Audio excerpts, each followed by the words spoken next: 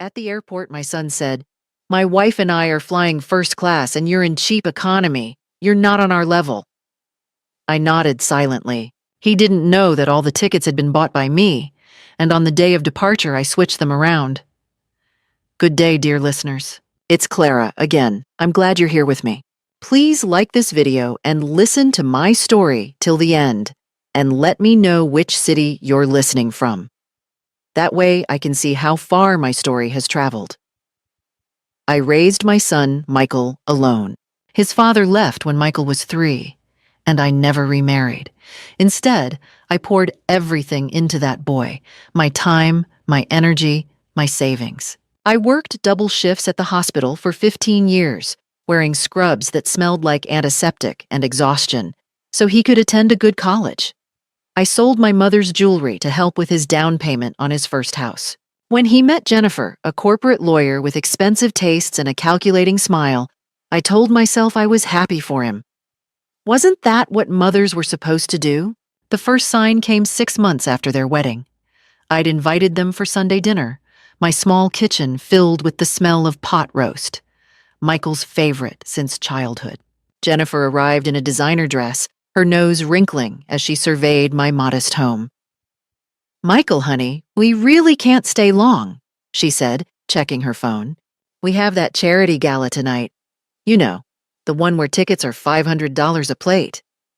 She said it casually, but her eyes found mine when she mentioned the price. Michael barely touched his food. They left after 40 minutes. The second sign was more direct. Thanksgiving dinner at their house, a sprawling suburban home I'd helped finance. Jennifer seated me at the far end of the table, next to her aunt who talked endlessly about her cats. When I tried to join the conversation about Michael's promotion, Jennifer spoke over me. "Michael's success is really a team effort," she announced, her hand on his shoulder. "I've been coaching him on executive presence. He was so unsophisticated when we met." My son, who I'd raised to be kind and strong, said nothing. But the third sign, the one that changed everything, came at the airport 3 months later. I'd planned a family trip to Hawaii, something I'd dreamed about for years. I'd saved for 18 months, cutting every corner, eating rice and beans for dinner more nights than I could count. I wanted to give Michael and Jennifer this gift. I wanted us to be a family again. I'd booked all 3 tickets in economy class initially, but then I used the last of my savings to upgrade their tickets to first class. I wanted them to be comfortable, to enjoy themselves. I'd surprise them at the airport. We met at the terminal, Michael and Jennifer arriving in a town car while I took the shuttle from long-term parking.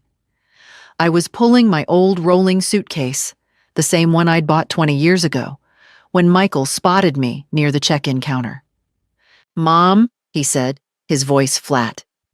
He glanced at Jennifer, who was typing on her phone, her Louis Vuitton carry-on beside her. "Just so you know, we're flying first class on this trip," Jennifer insisted. "You're in economy, right?" I opened my mouth to tell him about the surprise, but Jennifer looked up, her eyes sweeping over my discount store clothes and worn luggage. "It's better this way," she said, her smile sharp as a blade. "You'll be more comfortable with your kind of people. First class really isn't your scene, is it?" Michael shifted uncomfortably, but didn't disagree. "Mom, don't take it personally. It's just, we're not on the same level anymore. My career, our lifestyle, things are different now." Something cold settled in my chest. Was this my son talking? The boy I'd raised to treat everyone with respect, regardless of their circumstances. "We're not your equals," Jennifer added, her voice saccharine sweet. "You understand, don't you? It would just be awkward, all of us sitting together." I nodded slowly, my throat too tight for words. They didn't know.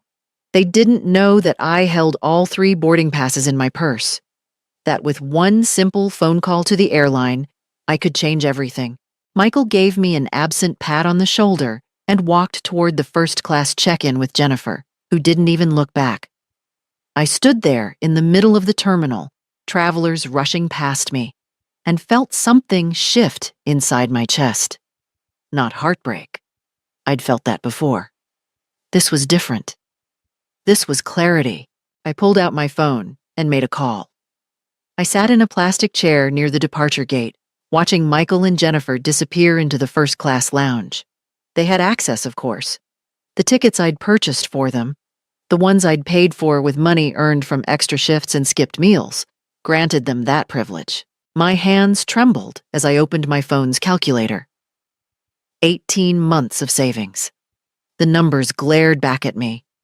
$8,400 for the Hawaii trip. The first-class upgrades alone had cost $2,800. I'd worked Christmas Day for double pay to afford those seats. I'd told the hospital supervisor I had no family plans. How many times had I lied to myself? Told myself that Michael was just busy, that Jennifer would warm up to me eventually, that my son still loved me even if he rarely called? I scrolled through my recent calls. The last time Michael had phoned me, actually phoned, not texted, was 7 weeks ago. He'd needed my social security number for some life insurance paperwork. The conversation lasted 3 minutes. My reflection stared back at me from the darkened phone screen when it went to sleep. A 62-year-old woman with gray roots showing through her home dye job and a jacket I'd bought at Walmart. When had I become invisible to my own son? Number, not invisible, inferior. I dialed the airline's customer service number. A cheerful voice answered on the third ring. Hi, yes, I need to make changes to some tickets for Flight 237 to Honolulu. Confirmation number KL 94762. The representative pulled up the reservation. I see 3 passengers here. What changes did you need to make? I took a breath. My heart was pounding, but my voice came out steady. I'd like to change the seat assignments. The 2 passengers currently in first class. I need them moved to economy, and I'd like to move from economy to first class. Let me check the availability. Yes, there's 1 first class seat available and 2 economy seats. There will be a change fee. I don't care about the fee. Do it. There was a pause. Ma'am, just to confirm, you're downgrading 2 passengers and upgrading yourself? That's correct. I'm the one who paid for all the tickets. I'm simply rearranging the seating. 5 minutes later, it was done. The new boarding passes arrived in my email. I sat there staring at them, a strange sensation building in my chest. Not quite satisfaction, not yet, but something close to it. What else had I given up for Michael? The house. I'd co-signed on his mortgage because his credit wasn't established enough. My name was on that deed, but when had he last acknowledged it? When Jennifer redecorated last year, spending $40,000 on furniture, had they thanked me for making that house possible? My retirement account. I'd cashed out half of it to pay for Michael's wedding. Jennifer had wanted a destination wedding in the Bahamas. It's a once-in-a-lifetime event, Mom, Michael had said. I'd nodded and liquidated my IRA, paying the penalties and taxes. They'd seated me in the back row at the ceremony, behind Jennifer's college roommates, my mother's engagement ring, the only piece of valuable jewelry I'd owned. I'd given it to Michael to propose to Jennifer. She'd had the diamond reset into a new band within a month, calling the original setting dated and provincial. The losses mounted in my mind like an indictment. But what now? Switching the plane seats was one thing, a small, private rebellion. But it wasn't enough, was it? They'd board the plane, discover the change, and what? They'd be angry. Jennifer would make a scene. Michael would call me later, his voice tight with embarrassment, asking what I'd been thinking. Unless I didn't stop there. I opened my laptop bag and pulled out the folder I'd brought for the trip. Inside were documents I'd been organizing for months. Bank statements, legal papers, property records. I'd planned to review them during the flight. Maybe start planning my actual retirement now that I'd turned 62. My name was on Michael's house deed. I'd co-signed his car loan 2 years ago, the BMW currently parked at their home.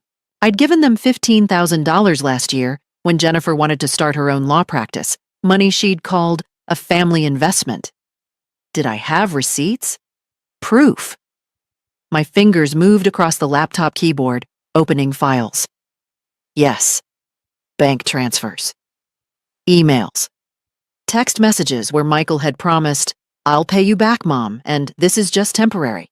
A plan began forming, cold and clear as winter ice. The flight to Hawaii was 6 hours. I had 6 hours in first class, in the seat I'd paid for, to make the first call. I waited until we were at cruising altitude. The flight attendant brought me champagne in a real glass, offered me warm nuts, asked if I needed anything. Through the curtain separating first class from economy, I could hear raised voices. Michael and Jennifer discovering their seat assignments. The flight attendant handling the situation had a strained smile. "I'm sorry, but these are the seats assigned to your confirmation numbers. If you'd like to discuss an upgrade, I can check availability after takeoff." I sipped my champagne and opened my laptop. The lawyer's name was Patricia Hendricks. I'd found her 3 weeks ago, during a sleepless night after Jennifer had uninvited me from their anniversary dinner. "Just couples this time, Mom," Michael had said. "You understand." Patricia specialized in family law and financial elder abuse. I'd scheduled a consultation for after the Hawaii trip. But why wait? I used the in-flight Wi-Fi, expensive, but I didn't care anymore, and sent Patricia an email with all the attachments. Bank statements showing the $45,000 I'd given Michael over 5 years. The mortgage documents with my name as cosigner. The loan papers. The receipts from their wedding, their house renovations, Jennifer's business startup. My email was succinct. I need to explore my legal options regarding financial recovery from my son. These funds were meant as loans, not gifts. I have documentation. Can we meet next week? I hit send and felt something loosen in my chest. The curtain rustled. Michael pushed through, his face flushed. He spotted me in seat 2A, the seat he'd expected to occupy, and his mouth fell open. "Mom? What? How?" "Hello, Michael." I kept my voice pleasant. "Are you and Jennifer settled in back there? You switched the tickets." His voice was low, dangerous. "You deliberately humiliated us." "I paid for the tickets," I said calmly. "I decided to sit where I was comfortable. Isn't that what you suggested? That we all sit where we're comfortable?" His jaw clenched. "This isn't funny. Jennifer is furious. Do you know how this looks?" "How does it look, Michael?" "Like you're—" He stopped, glancing at the other first-class passengers who were politely pretending not to listen. "We need to talk about this later." "Yes," I agreed. "We do need to talk about a lot of things."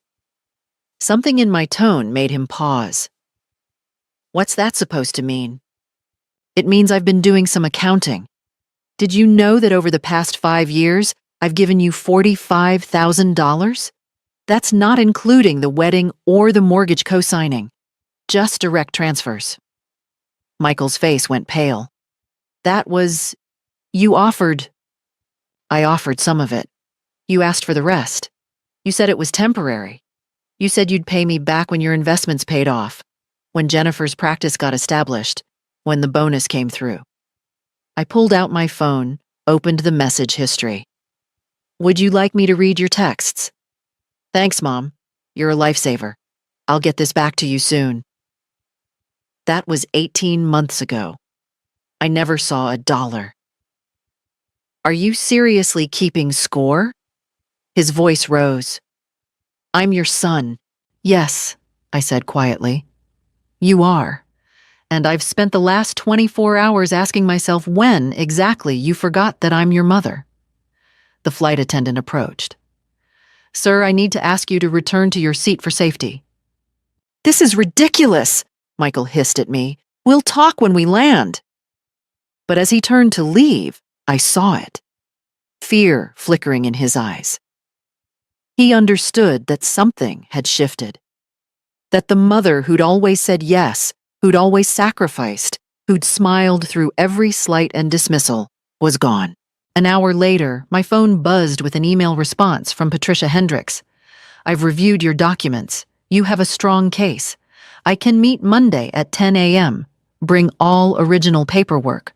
We should also discuss the house deed situation. You may have more leverage than you realize. Leverage. Such a cold word, but appropriate. I ordered another glass of champagne and looked out at the clouds below, brilliant white in the sunlight.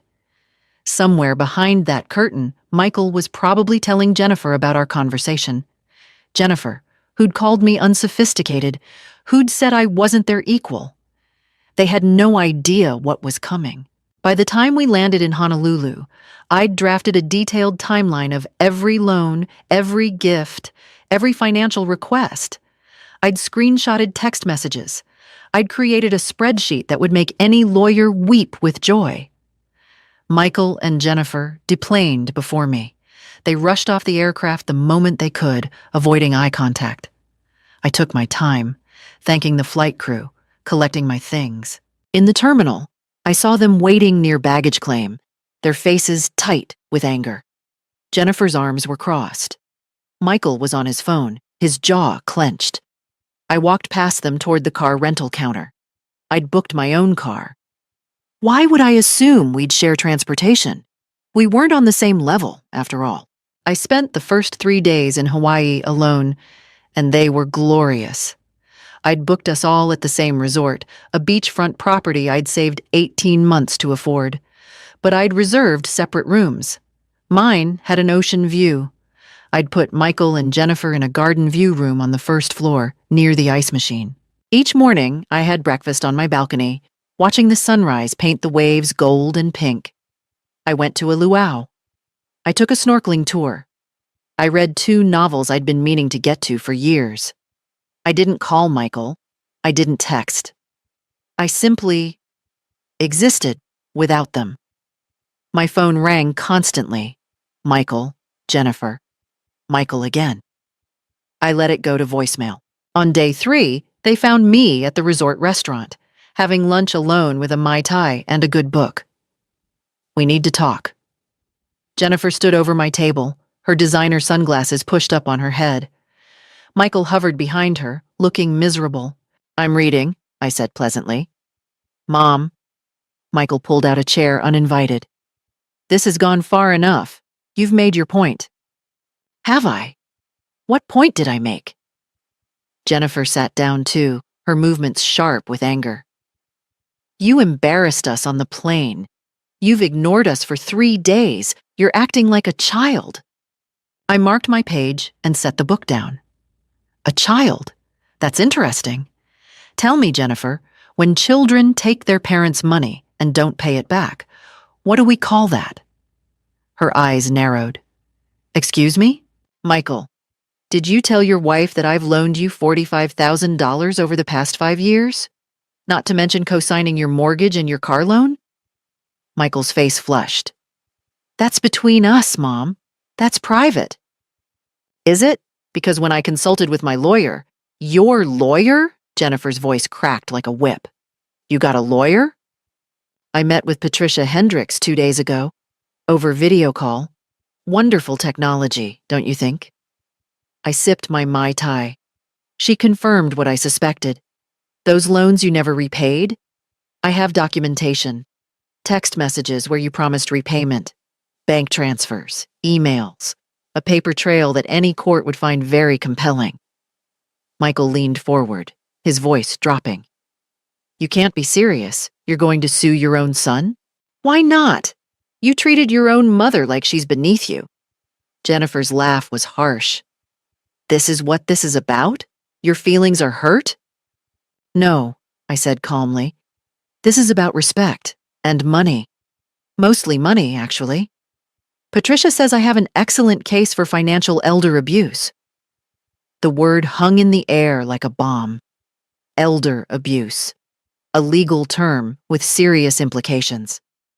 That's insane, Michael's voice rose. Other diners glanced over. You gave us that money willingly. Some of it, yes, as gifts. But you asked for loans, Michael. You promised to pay me back. That makes them loans, not gifts. And when adult children systematically take money from an elderly parent and fail to repay, I shrugged. Well, there are laws about that. Jennifer's face had gone pale. You wouldn't actually take us to court. Why wouldn't I? I met her gaze. You said I'm not your equal. You're right. Equals would respect each other. Equals would keep their promises. What we have here is a debtor-creditor relationship. Stop, Michael said. His hands were shaking. Just stop. What do you want? Finally, the right question. I want $45,000 plus interest. I want my name removed from your mortgage, which means you'll need to refinance on your own credit. I want the car loan paid off or transferred entirely to your name. And I paused, letting it sink in. I want a written apology from both of you for your behavior at the airport and over the past year. You're blackmailing us, Jennifer hissed. I'm collecting a debt, I corrected. You have until we return home to decide. Pay me back voluntarily with an apology, and we can move forward. Refuse, and I file a lawsuit the day we land. Patricia already has the paperwork drafted. Michael looked like I'd struck him. Mom, you can't. I don't have $45,000 just lying around. Then you'll need to figure something out. Sell the BMW. Take a loan. Ask Jennifer's parents for help. I smiled coldly. Do what I did all those years. Sacrifice. Jennifer stood abruptly, her chair scraping. This is extortion. Call it whatever helps you sleep at night. I picked up my book. You have 4 days. Choose wisely. They left, Jennifer's heels clicking furiously on the tile, Michael trailing behind her like a scolded child. I ordered another Mai Tai and returned to my novel, but I couldn't focus. My hands were trembling. Adrenaline and fear coursed through me. Had I really just threatened to sue my own son? Yes, I had, and it felt terrifying and liberating in equal measure. The next morning, there was a knock at my door at 7 a.m. I'd been awake already, drinking coffee on my balcony, watching the ocean. I'd slept poorly, my mind replaying the restaurant confrontation. Part of me felt powerful. Part of me felt like a monster. Was I really going to destroy my relationship with my only child over money? But then I remembered, you're not our equal. You're not my level. I opened the door. Michael stood there alone, without Jennifer. He looked terrible. Dark circles under his eyes, his expensive vacation clothes rumpled. Can I come in? I stepped aside. He walked to the window, staring out at the view he didn't have in his own room. When he spoke, his voice was soft. I'm sorry. 2 words I'd waited years to hear. I said nothing. I'm sorry for what I said at the airport, for how Jennifer treated you, for... He turned to face me, and I saw tears in his eyes. For all of it. You're right. I took you for granted. I let Jennifer influence me, and I forgot who I was, who you are. My throat tightened. This was my son. My baby boy who I'd rocked to sleep, who I'd taught to ride a bike, who I'd sacrificed everything for. We can't pay you back right now, he continued. Not all at once. But what if we set up a payment plan? $1,000 a month with interest. It'll take time, but... Michael, please, Mom, don't sue me. Don't make this public. It'll ruin my career if this gets out. The partners at my firm, they can't know about financial disputes with family. I'll lose my reputation. There it was, not, I'm sorry I hurt you, but don't embarrass me. Where's Jennifer? I asked. He hesitated. She thinks I'm being weak. She said we should call your bluff, that you'd never actually go through with it. Is that what you think? That I'm bluffing? I don't know anymore. He sat on my bed, his head in his hands. The mom I knew would never do this, would never threaten her own son. The son I knew would never treat his mother like hired help. He flinched. That's not fair, isn't it? I sat across from him. Michael, when was the last time you asked about my life? My health? My happiness? When was the last time you visited me because you wanted to? Not because you needed something. I've been busy. Everyone's busy. That's not an excuse for cruelty. We sat in silence. Outside, I could hear families laughing by the pool. Normal families. Happy families. Mom, he said finally, I'll do whatever you want.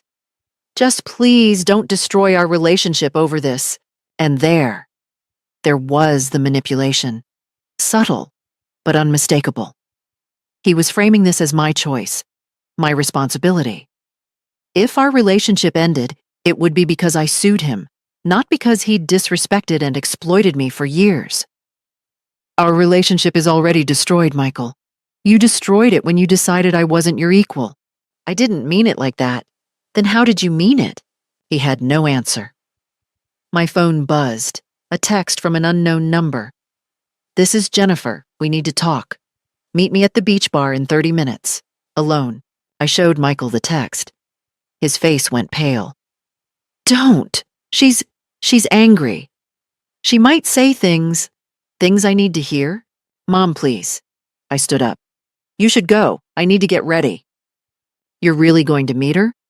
Why wouldn't I? I'm not afraid of your wife, Michael. He left, defeated.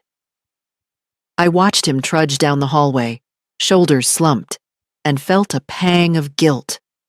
Then I remembered Jennifer's sneer at the airport, Michael's casual dismissal, the years of feeling invisible. The guilt faded. 30 minutes later, I sat at the outdoor beach bar.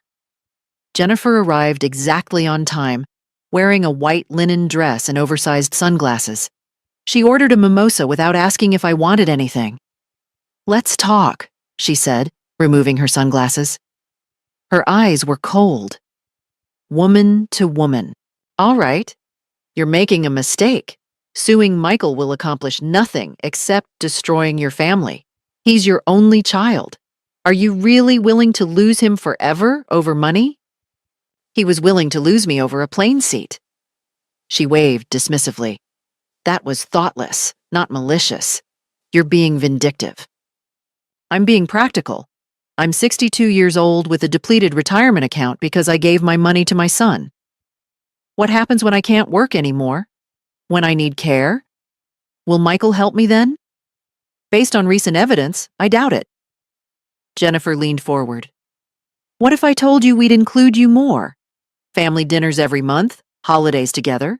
You'd have access to Michael again, a real relationship. Isn't that worth more than money? You're offering to tolerate my presence in exchange for dropping the lawsuit? I'm offering you your son back. I sipped my coffee, let her words hang in the humid air. A month ago, maybe even a week ago, I would have taken this deal. Any scrap of affection, any promise of inclusion, and I would have crumbled. But I'd spent the last 4 days alone, and I'd realized something. I liked my own company. I liked reading without interruption. I liked eating meals without criticism. I liked being myself without apology. No, I said simply. Jennifer's perfect composure cracked. No, I don't want forced family dinners. I don't want reluctant phone calls. I want my money back, that's all. You're a foolish old woman. Her voice turned venomous. You'll end up alone, estranged from your only family, bitter and miserable. I smiled. Maybe. But I'll be alone with $45,000 and my self-respect.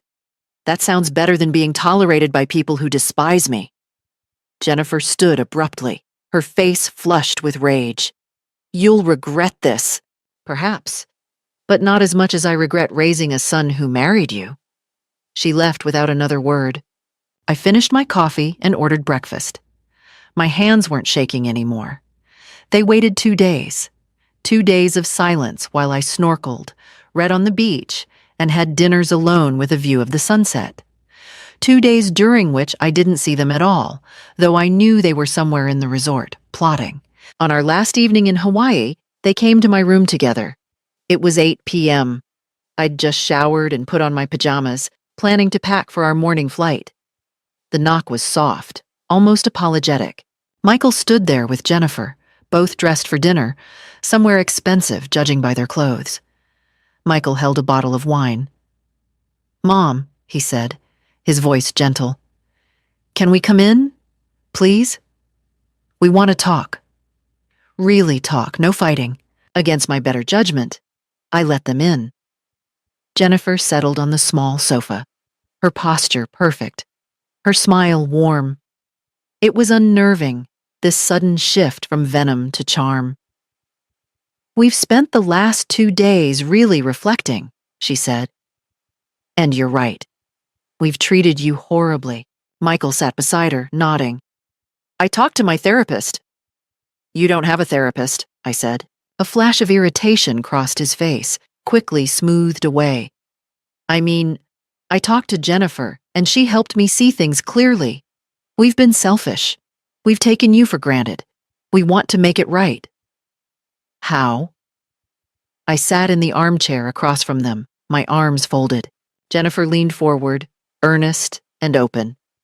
"We've come up with a plan. We can't pay you $45,000 right away. That's just not realistic given our mortgage and expenses.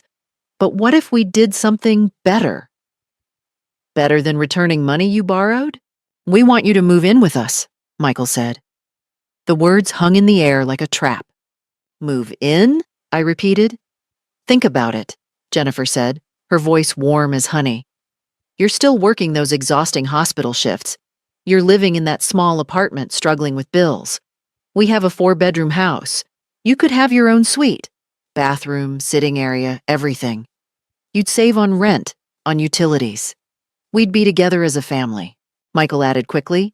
"And you could help out a little around the house, maybe cook sometimes like you used to. Jennifer's so busy with the law practice, and I'm working long hours. We need family support." There it was, the truth beneath the pretty words. "So I'd be your live-in maid and cook," I said flatly. "No!" Jennifer looked shocked. "Of course not. You'd be family, living with family. Isn't that better than being alone?" "I'd have my own space," Michael continued. "Complete privacy. And you wouldn't have to worry about retirement anymore. You could quit that job that's killing your back. We'd take care of you." I studied them both. Jennifer's smile never wavered. Michael looked hopeful, almost desperate. "And the money I've loaned you?" I asked. Jennifer waved her hand. "We'd call it even. Think of it as advance payment for room and board. You've already invested in our home. Now you get to enjoy it. Plus," Michael added, "if you lived with us, you'd be around for family dinners, holidays, everything you wanted. We'd be together. Except I'd be the help." "That's not—" Michael's voice rose in frustration. "Why do you keep twisting our words?" "Am I?" I stood up, walking to the window. Below, couples strolled on the beach, holding hands. "Let me see if I understand. I move into your house, the house I co-signed for. I cook and clean because you're both too busy. I give up my independence, my home, my privacy. And in exchange, you keep my $45,000 and I get to be grateful for your charity." "We're offering you a home." Jennifer's mask slipped, her voice sharp. "Do you know how many elderly people would kill for this opportunity? To be taken care of by family? Taken care of or taken advantage of?" Michael stood abruptly. "This is exactly what I'm talking about, Jennifer. She doesn't want to reconcile. She just wants to punish us." "Punish you?" My voice remained calm, but I felt fury building in my chest. "Michael, I worked double shifts to put you through college. I sold my mother's jewelry for your wedding. I gave you every dollar I could spare, and you repaid me with contempt. Now you want me to cook your meals and clean your house and pretend it's love?" "We're trying to make things right," he shouted. "No, you're trying to avoid consequences. There's a difference." Jennifer stood too, her composure shattered. "You know what? Michael was right about you. You've always been manipulative, always playing the martyr, always guilt-tripping him about your sacrifices. Jennifer, Michael looked panicked, but she wasn't done. You want to know the truth? Michael doesn't even like you. He feels obligated to you, trapped by you. Every time he does something for you, he resents it. Every call, every visit. It's duty, not love. The words landed like physical blows. Michael went white. Jennifer, stop. Why? She needs to hear it. You've been smothering him his whole life. The hovering, the sacrificing, the constant reminders of everything you've done for him. It's suffocating. He married me to get away from you. Silence filled the room. Michael looked at me, his mouth opening, closing. Mom, that's not... She doesn't mean... But he didn't deny it. Get out, I said quietly. Mom, get out. They left. Jennifer walked out first, her head high. Michael lingered in the doorway, looking back at me with something that might have been regret, or might have been relief.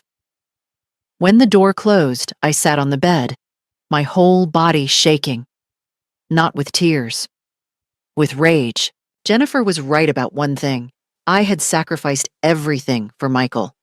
But she was wrong about why. I hadn't done it to control him, or guilt him, or trap him. I'd done it because I loved him, and he'd repaid that love by despising me for it. I picked up my phone and texted Patricia Hendricks, "File the lawsuit. I want it served the day we land." Her response came within minutes. Understood. Paperwork ready. Welcome to your new chapter. I slept better that night than I had in years. The lawsuit was served 3 days after we returned home. Michael called me 17 times that day. I answered on the 18th call. How could you do this? His voice was raw, desperate. It's public record now, Mom. Public. My colleagues can see it. My boss, anyone can look it up. Yes, I said calmly. That's how lawsuits work. You're destroying my career. Do you understand that? The partners are already asking questions. There's gossip everywhere. Michael Brennan is being sued by his own mother for financial elder abuse. Do you know how that sounds? Like the truth. It's not... He stopped, breathing hard. We need to settle. Right now. Before this goes any further. I'm listening. We'll pay you back. $10,000 immediately, then payment plans for the rest. Monthly installments, whatever you want. Just drop the suit. I'd been expecting this. Patricia had predicted it. No lawsuits end when people can actually read the complaints, she'd said. The details matter. $10,000 is less than a quarter of what you owe me, I said. It's what we have, Liquid. Mom, please? Should have thought of that before you spent my money on BMWs and designer furniture. You're enjoying this, he said, his voice breaking. You're enjoying watching us suffer. Was I? I examined my feelings honestly. No, not enjoyment. But satisfaction? Yes. The satisfaction of finally being heard. I'm enjoying being taken seriously, I said. It's a new experience. He hung up. 2 days later, I received a phone call from a number I didn't recognize. A man's voice, professional and cold. Mrs. Brennan, this is Thomas Cartwright, managing partner at Cartwright and Associates. Your son Michael works for our firm. My stomach clenched. Yes? I'm calling to discuss a delicate matter. This lawsuit. It's created an unfortunate situation. Our firm represents high net worth clients who expect discretion and stability from their advisors. Having an associate embroiled in a family lawsuit alleging financial abuse, it reflects poorly on the firm's judgment. Mr. Cartwright, with respect, that's between you and your employee. Indeed. But I'm calling to offer a solution. Our firm would be willing to facilitate a settlement. We'd cover a portion of the debt, say $20,000, if you agree to drop the suit and sign a non-disclosure agreement. You want to pay me to protect Michael's reputation. I want to resolve an issue that's damaging to all parties involved. No, I said. A pause. Mrs. Brennan, I don't think you understand. I understand perfectly. You're offering me hush money because my son's behavior is embarrassing to your company. But $20,000 doesn't cover what I'm owed, and a non-disclosure agreement means I can never speak about how my son treated me. That's worth more than any settlement you can offer. You're making a mistake. That seems to be a common opinion. Good day, Mr. Cartwright. I hung up and immediately called Patricia. Michael's firm just tried to settle. Of course they did. She sounded amused. Which means we're winning. They wouldn't offer money if they thought you'd back down. The deposition was scheduled for the following week. Patricia had prepared me. They'll try to paint you as vindictive, spiteful, a bad mother seeking revenge. Stay calm. Stick to facts. Let the documents speak for themselves. On the day of the deposition, I arrived at the law office downtown wearing my best suit. 15 years old, but clean and pressed. Michael and Jennifer were already there with their lawyer, a sharp-faced woman named Diane, who looked at me like I was something she'd scraped off her shoe. We sat in a conference room, a court reporter in the corner. Patricia beside me, her presence solid and reassuring. Diane started aggressively. Mrs. Brennan, isn't it true that you've always been controlling of your son? No. You've never tried to manipulate him through guilt? Asking someone to repay a loan isn't manipulation. But you gave these gifts freely, didn't you? No written contracts, no formal loan agreements. Patricia slid a folder across the table. Actually, we have text messages in which Michael explicitly refers to these transfers as loans and promises repayment. Dates, amounts, specific language. All documented. Diane's confidence flickered. We also have, Patricia continued, bank statements showing Mrs. Brennan worked overtime shifts and donated plasma to raise these funds. At age 62, she was selling her blood to help her son buy luxury cars. I think any jury will find that compelling. Michael flinched. I didn't know about the plasma. Why would you? I asked quietly. You never asked where the money came from. You just took it. Mrs. Brennan, Diane tried again, isn't it true that you recently attempted to extort your son? Threatened him during a family vacation? I informed him I would pursue legal remedies to recover my money. That's not extortion. That's a warning. You changed his plane tickets to humiliate him. I changed plane tickets I purchased to seat myself in first class. I paid for all 3 tickets. I can arrange them however I choose. Patricia smiled. Are you really arguing that a woman can't choose her own seat on a plane she paid for? The deposition continued for 2 hours. Every question, Diane tried to paint me as unreasonable, vengeful, bitter. Every answer, I remained calm, factual, cold. When Diane asked, "Don't you love your son?" I paused. I used to, I said finally. I used to love him more than anything.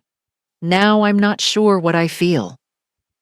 Michael made a sound like a wounded animal. But love doesn't mean letting someone abuse you financially. Love doesn't mean accepting disrespect. If Michael loved me, he would never have treated me the way he did.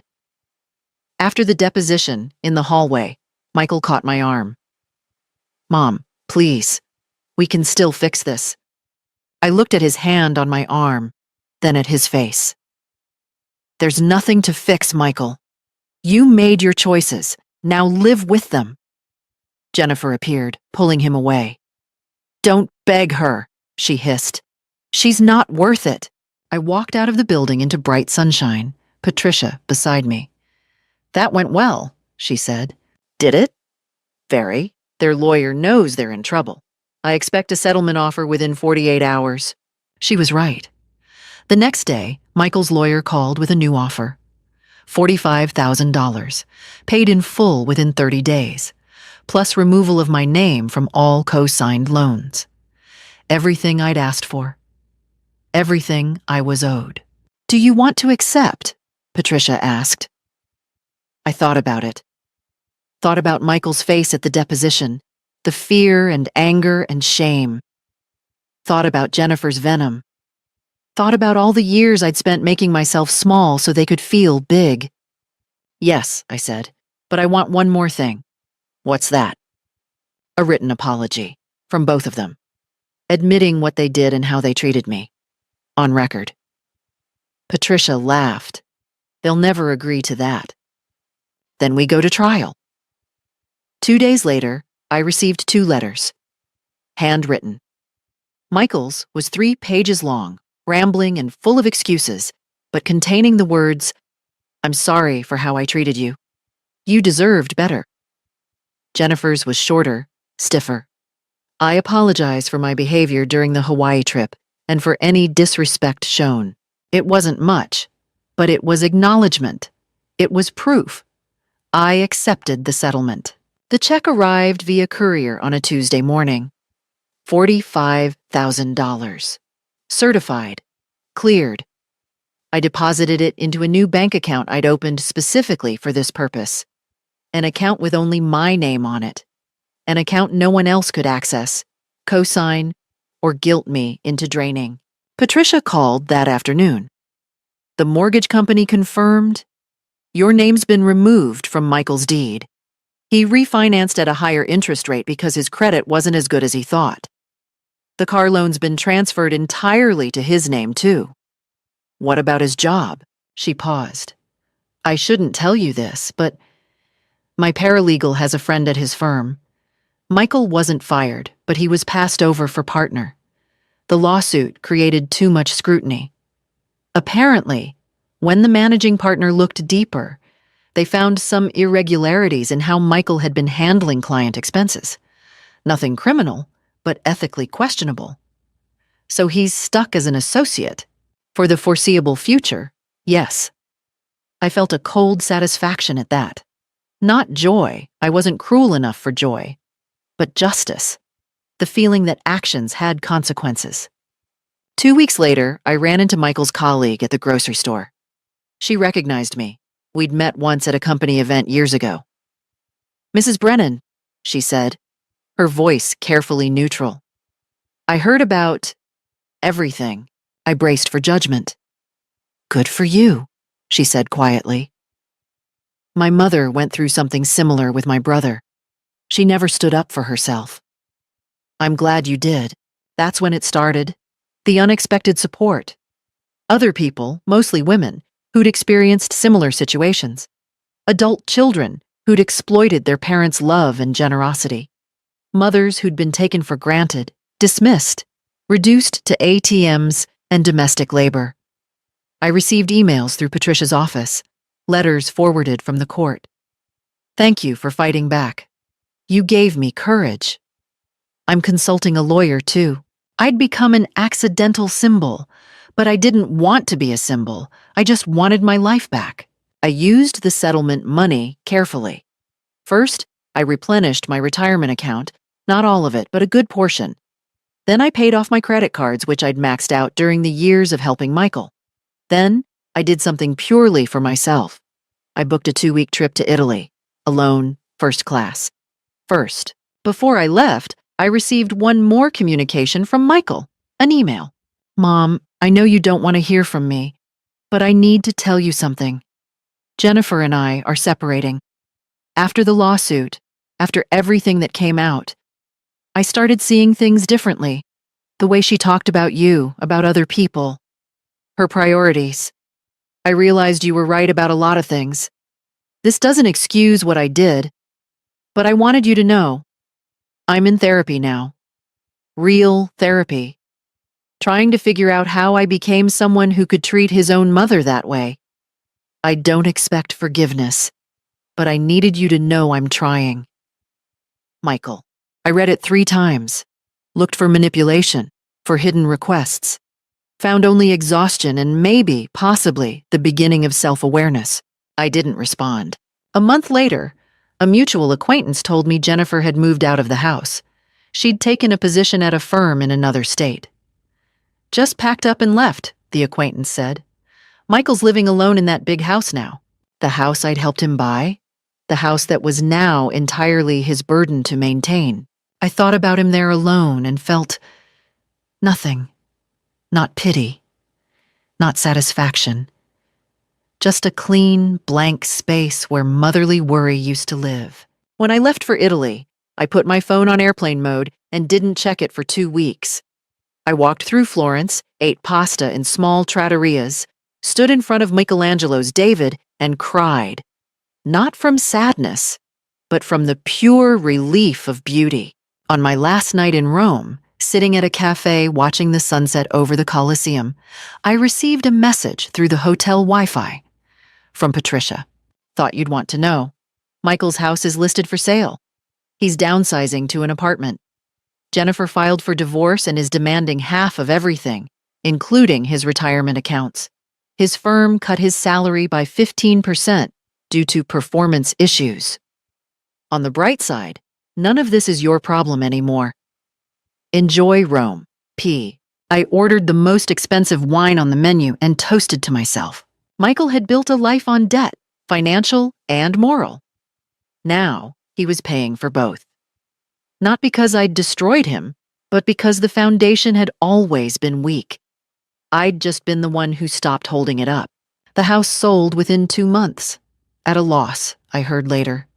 The market had shifted, and Michael needed to sell quickly to split assets with Jennifer. He moved into a 1-bedroom apartment in a complex near the highway. His BMW was repossessed. Apparently, he'd missed 3 payments during the divorce proceedings. Everything he'd bought with borrowed money, borrowed status, was gone. I felt nothing but relief that none of it was my concern anymore. My retirement account was rebuilding. My apartment was small, but mine. My job at the hospital was still exhausting, but I'd cut back to part-time, using my settlement money to bridge the gap. And Michael? Michael was learning what I'd always known. That real security doesn't come from impressing people or maintaining appearances. It comes from living within your means and treating people with dignity. He was learning it the hard way, but he was learning it alone. And I was finally, blessedly free. 6 months after the settlement, I quit my hospital job. Not impulsively, I'd planned it carefully, run the numbers a dozen times. But at 62, with a rebuilt retirement account and no one to support but myself, I could finally afford to stop destroying my back on double shifts. I got a part-time job at a bookstore. It paid a quarter of what I'd made at the hospital, but I spent my days surrounded by books and people who wanted to talk about stories instead of bedpans. The owner, Helen, who was 70 and sharp as a tack, said, "You look like someone who needs a fresh start. Is it that obvious? Honey, I know someone running from something versus running toward something. You're doing both." She was right. I joined a book club and started Italian lessons at the community college. I volunteered at a women's shelter on weekends, helping older women navigate legal systems and financial independence. "My daughter says I'm being selfish," one woman told me, crying. "She says family forgives." "You're not selfish," I told her. "You're surviving." I gave her Patricia Hendricks' number. My apartment was small, but I decorated it exactly how I wanted. Bookshelves floor to ceiling, a reading chair by the window, plants everywhere. I adopted a cranky orange tabby named Marmalade, who'd been at the shelter for 2 years. "He bites," the worker warned. "So do I when necessary." I made real friends. Helen's poetry group met monthly. We read terrible verses, drank wine, and laughed. Sandra, also estranged from her son, understood. "Do you miss him?" I asked. "I miss who I thought he was."